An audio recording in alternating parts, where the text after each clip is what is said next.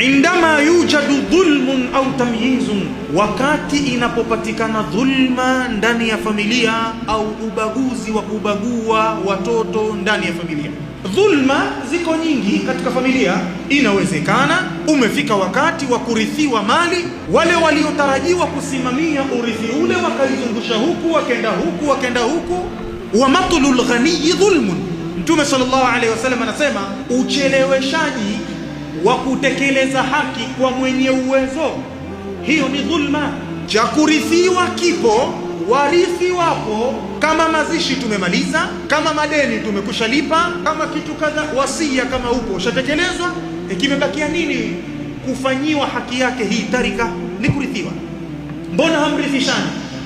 Maana yake wanadhulumiwa baadhi ya watu haki zao. Zinapotokezea dhulma mfano wa hizo, au ikapatikana ubaguzi kwa kupata upendeleo baadhi ya watoto kuliko wengine, tatahawalu alalaqatu, sasa hapo yanabadilika yale mafungamano al-usariya, mafungamano ya kifamilia, mafungamano ya kidugu, kwamba huyu ni ndugu yangu, huyu ni kaka yangu, huyu ni mjombangu. Mambo yanabadilika ghafla moja baada ya dhulma hizi.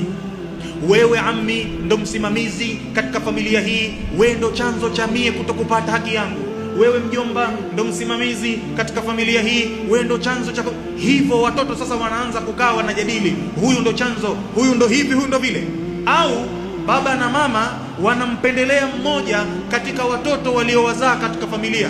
Sasa kikundi cha watoto kikae kianze kuzungumza mbona. Yanabadilika yale mafungamano ya kifamilia ambayo ilitarajiwa iwe ni mapenzi ya mafungamano ya amani, mafungamano yenye raha, ila masdar litawatturi wadhughuti nafsiya. Sasa imekuwa ni chimbuko la misongo ya mawazo na shindikizo au mashindikizo ya kisaikolojia. Sasa imekuwa hakuna ishu inayojadiliwa ya maana kwenye familia hii. Sasa ni mipango tu ya kukaa, vipi tutapata haki yetu. Wakilala wakiamka, mwasemaje?